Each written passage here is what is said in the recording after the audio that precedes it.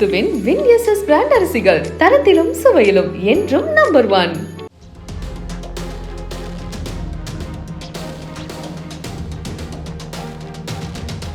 நீலகிரி மாவட்டம் தேவாலா பகுதியைச் சேர்ந்த அனிஃபா என்பவர் சாலையோர கடையில் அமர்ந்திருந்த போது காட்டு யானை தாக்கி உயிரிழந்தார்.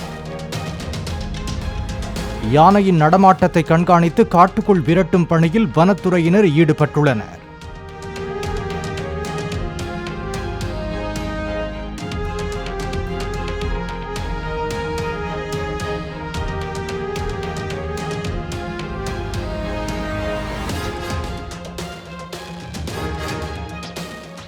காங்கயம் முத்துவின் வின் எஸ்எஸ் பிராண்ட் அரிசிகள் தரத்திலும் சுவையிலும் என்றும் நம்பர் 1.